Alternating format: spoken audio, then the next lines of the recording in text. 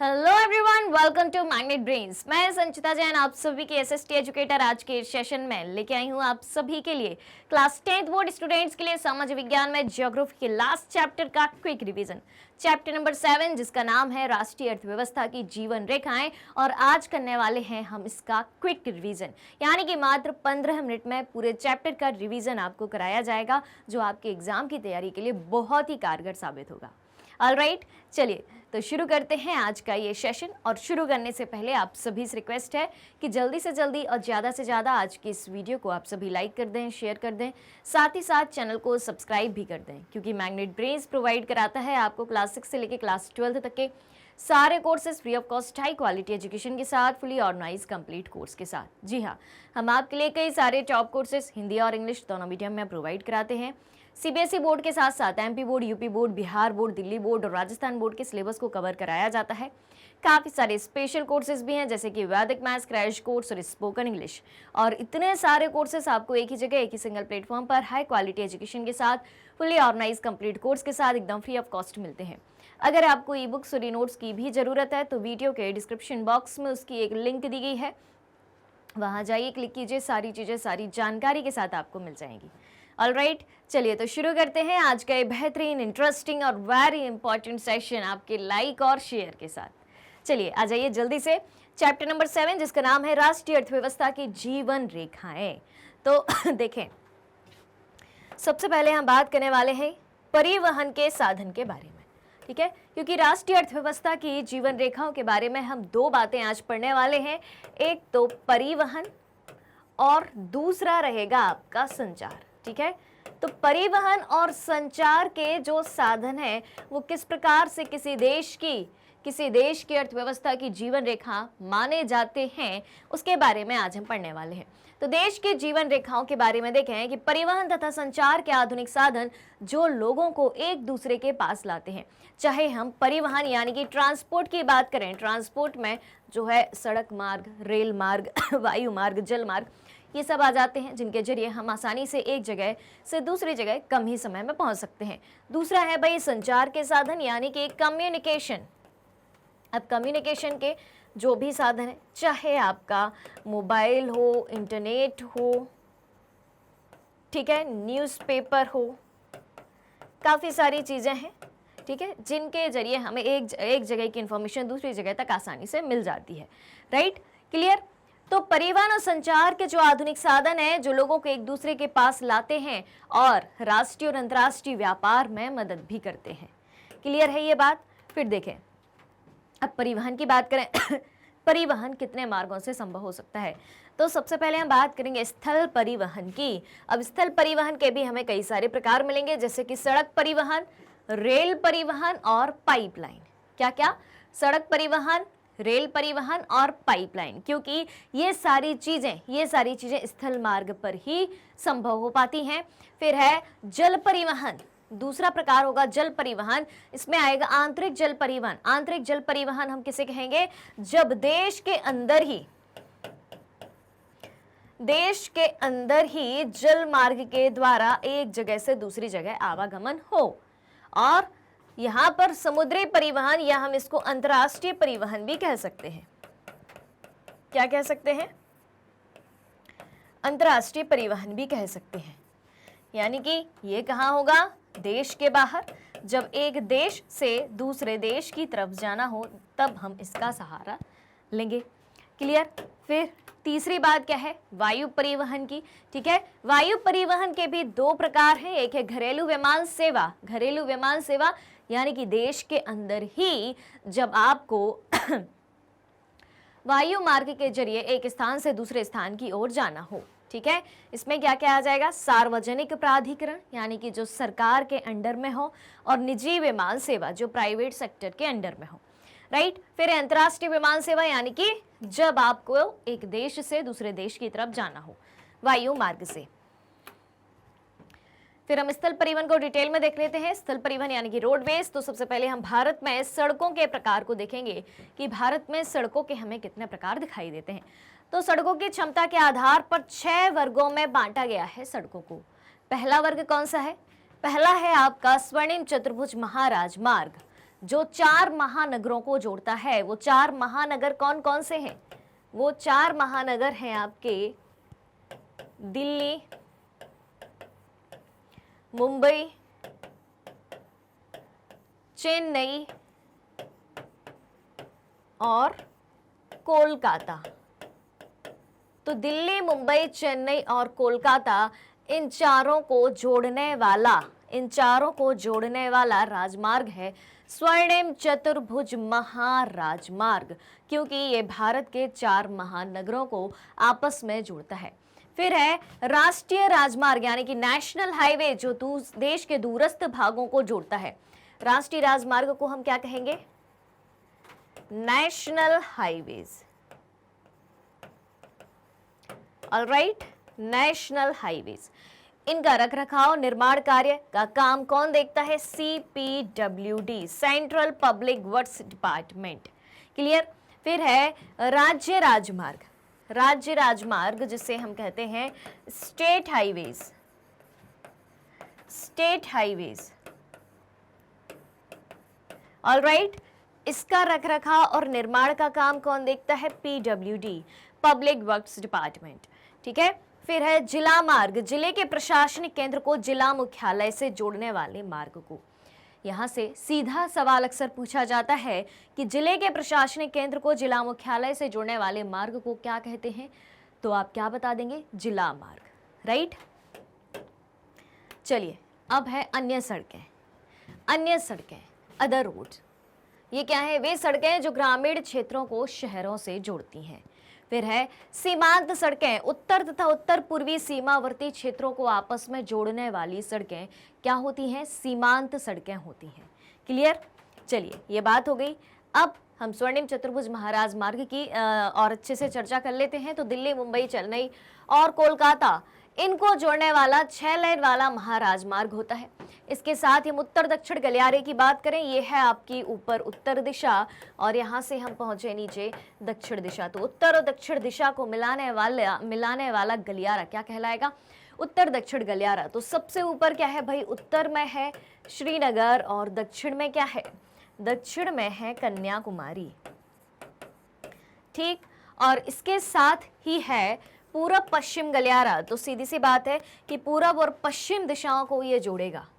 पूरब और पश्चिम, ये हो गई आपकी पश्चिम दिशा और ये हो गई आपकी पूर्व दिशा। ठीक है। तो पूरब पश्चिम गलियारा किसको जोड़ता है? सिलचर और पोरबंदर को जोड़ता है।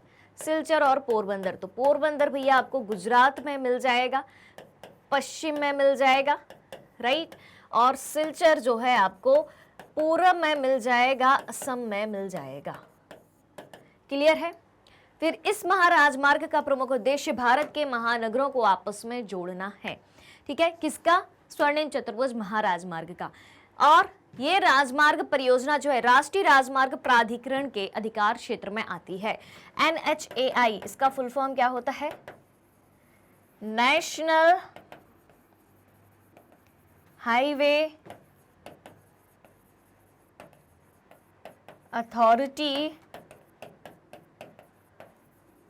Of India. क्लियर। चलिए आगे की बात करते हैं। नेक्स्ट है सड़क परिवहन किन समस्याओं से जूझ रहा है? चलिए समझते हैं। तो लगभग आधी सड़कें ऐसी हैं भारत में जो कच्ची हैं, जिससे वर्षा ऋतु में कामकाज नहीं हो पाता है, यानी कि बारिश के मौसम में पानी भर जाता है, कीचड़ जमा हो जाता है, तो उन सड़कों से आवागमन संभव नहीं हो पाता। अगली है यातायात व यात्रियों की संख्या के अनुपात में सड़कें अपर्याप्त हैं। जितनी मात्रा में वाहन सड़कों पर तेजी से दौड़ रहे हैं और जितनी मात्रा में यात्री हैं, उनके अनुपात में सड़कें पर्याप्त मात्रा में नहीं हैं। अगली परेशानी है बढ़ते हुए वाहनों के कारण सड़कें तंग व भीड़ भरी हैं।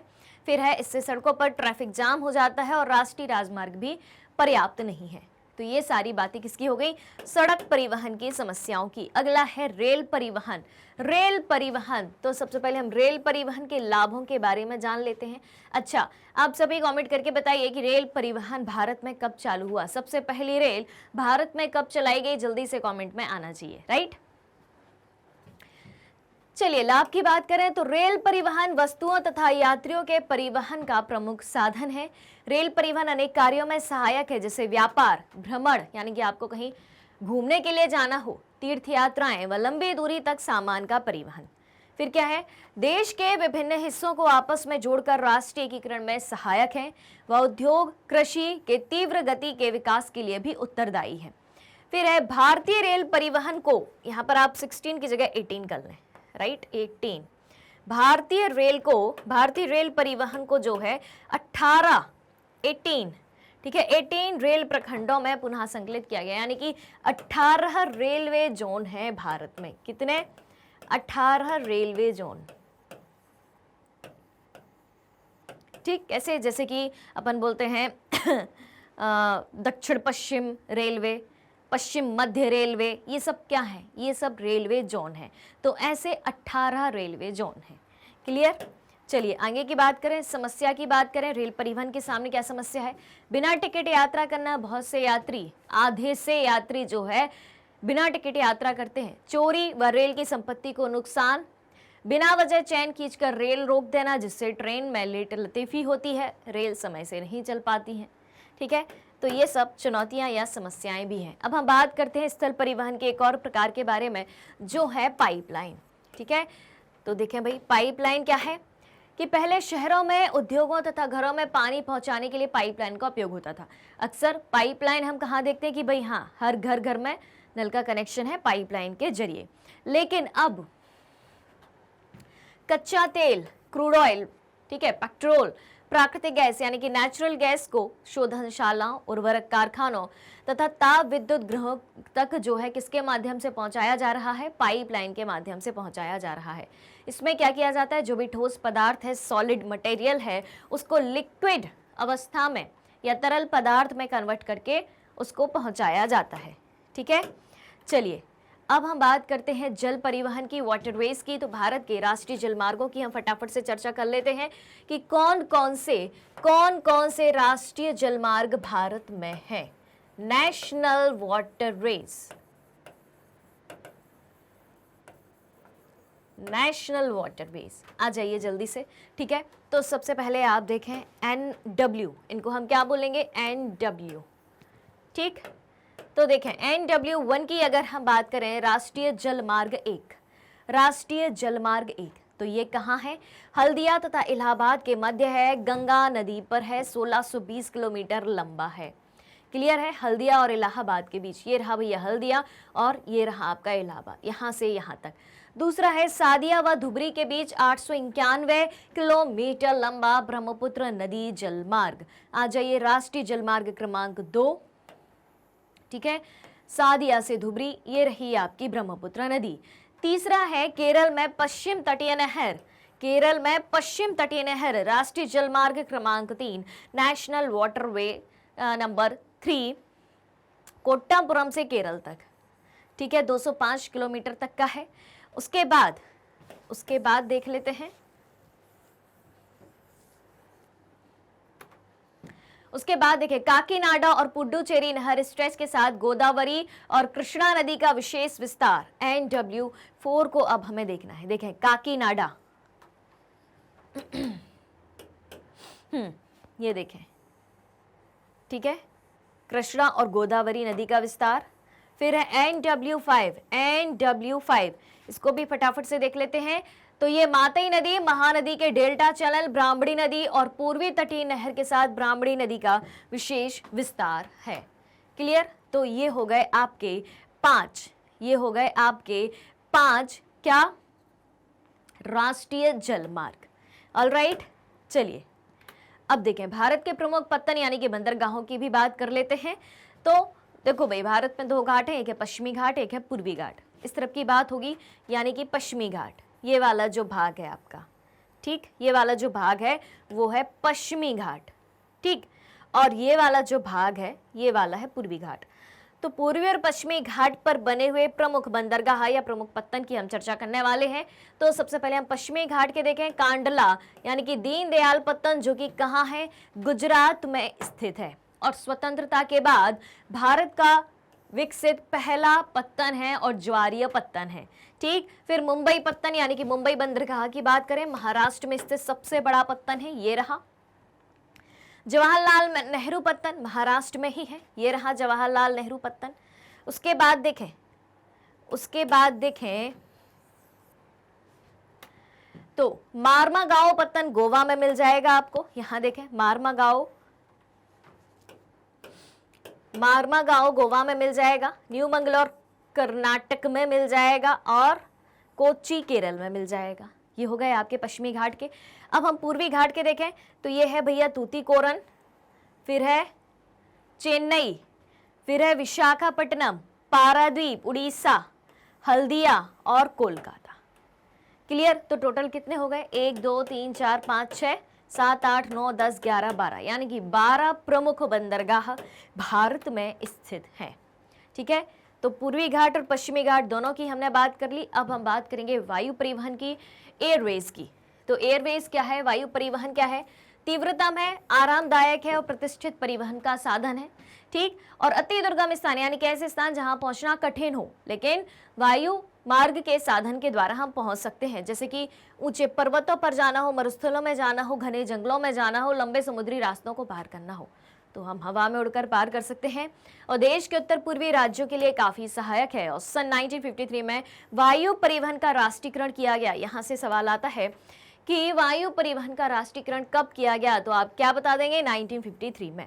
फिर एयर इंडिया अंतर्राष्ट्रीय वायु सेवाएं, जबकि इंडियन एयरलाइन घरेलू वायु सेवाएं प्रदान करता है। ठीक, यानी कि एयर इंडिया के जरिए आप दूसरे देश में जा सकते हैं और इंडियन एयरलाइन के जरिए आप भारत में ही वायु मार्ग से घूम सकते हैं। फिर प्राकृतिक आपदा के समय राहत पहुंचाने के लिए भी वायु परिवहन कारगर है। भारत के प्रमुख हवाई अड्डों की चर्चा कर लें कि कहां से आप फ्लाइट को पकड़कर उड़ सकते हैं। ठीक है, चलिए तो देखें, राजा सासी हवाई अड्डा कहाँ है भैया? ये है अमृतसर में, राजा सासी हवाई अड्डा अमृतसर में। इंदिरा गांधी अंतर्राष्ट्रीय हवाई अड्डा, इंटरनेशनल हवाई अड्डा है, ये कहाँ पे है? दिल्ली में। छत्रपति शिवाजी की बात करें तो ये है मुंबई में। ठीक, क्लियर? मीनमक्कम हवाई अड्डे की बात करें तो मीनमक्कम हवाई अड्डा ये है भैया चेन्नई में। उसके बाद नेताजी सुभाष चंद्र बोस हवाई अड्डा ये है आपका कोलकाता में। क्लियर? राजीव गांधी हवाई अड्डा आपको मिल जाएगा कहाँ? हैदराबाद में। राजीव गांधी हवाई अड्डा आपको कहाँ मिल जाएगा? हैदराबाद में। क्लियर? और बचा है क्या कुछ? तूतीकोरन तमिलनाडु में आपको मिल जाएगा। ठीक है, चलिए, तूतीकोरन तमिलनाडु में आपको मिल जाएगा। तो ये हो गए भारत के प्रमुख हवाई अड्डे। अब देखें संचार सेवाएं, परिवहन की तो बात हो गई, अब संचार सेवाएं यानी कि कम्युनिकेशन की बात करते हैं तो इसको भी 2 पार्ट में बांटा गया है। निजी संचार, इसमें क्या आएगा भाई? कार्ड, लिफाफा, बंद चिट्ठियां पहली श्रेणी की डाक समझी जाती हैं। यहां से सवाल आता है कि पहली श्रेणी की डाक के उदाहरण बताइए। क्या बता देंगे? कार्ड व लिफाफा, बंद चिट्ठी। फिर द्वितीय श्रेणी की डाक में रजिस्टर्ड पैकेट, किताबें, अखबार, मैगजीन ये सब आते हैं। बड़े शहरों और नगरों में डाक संचार में शीघ्रता हेतु हाल ही में 6 डाक मार्ग बनाए गए हैं। दूर संचार के क्षेत्र में भारत एशिया महाद्वीप में सबसे आगे है। ये हो गई किसकी बात? निजी संचार की। अब हम जनसंचार की बात करते हैं तो लगभग 100 से अधिक भारतीय भाषाओं में समाचार पत्र छपते हैं। जनसंचार में क्या आएगा? जनसंचार में वो सारे कम्युनिकेशन के माध्यम आएंगे जिनके जरिए सभी तक न्यूज पहुंचाई जा रही है, जैसे कि न्यूज़पेपर, समाचार पत्र, राइट। लेकिन अगर किसी के लिए कार्ड दिया जा रहा है, लिफाफा दिया जा रहा है तो उस पर्टिकुलर व्यक्ति को ही दिया जा रहा है, लेकिन अगर न्यूज़पेपर छप रहा है तो सबके लिए छप रहा है, राइट। तो देखें, मनोरंजन के साथ बहुत से राष्ट्रीय कार्यक्रमों व नीतियों के विषयों में जानकारी देता है। संचार के साधन, भारत व विदेशी फिल्मों को प्रमाणित करने का अधिकार केंद्रीय फिल्म प्रमाणन बोर्ड करता है। यानी कि चाहे आप भारतीय फिल्में देखो चाहे विदेशी फिल्में देखो, ये भी क्या है? जनसंचार के एक साधन है। फिर आकाशवाणी राष्ट्रीय, क्षेत्रीय तथा स्थानीय भाषा में देश के विभिन्न भागों के लिए विविध कार्यक्रम प्रसारित करता है। तो आकाशवाणी भी क्या है या दूरदर्शन क्या है? ये भी जनसंचार का साधन है। क्लियर? अब एक और टॉपिक है, आज का आखिरी टॉपिक और बहुत इंपॉर्टेंट टॉपिक है, अंतर्राष्ट्रीय व्यापार और स्थानीय व्यापार में अंतर क्या है। चलिए समझ लेते हैं, पॉइंट टू पॉइंट बात करेंगे। और जब भी कोई अंतर आपसे पूछा जाता है इसी तरीके से आपको टेबल बनाकर लिखना है, ठीक। तो अंतर्राष्ट्रीय व्यापार 2 देशों के बीच होता है, ठीक है, और स्थानीय व्यापार गांव, कस्बों या शहरों के बीच होता है। अंतर्राष्ट्रीय व्यापार बड़े पैमाने पर किया जाता है लेकिन स्थानीय व्यापार छोटे पैमाने पर किया जाता है। अंतर्राष्ट्रीय व्यापार, अब दूसरे देश के साथ व्यापार होगा तो विदेशी मुद्रा मिलेगी, तो इससे विदेशी मुद्रा का आदान प्रदान होता है, और स्थानीय व्यापार उसी देश में हो रहा है तो देश की पूंजी उसी देश में रहेगी।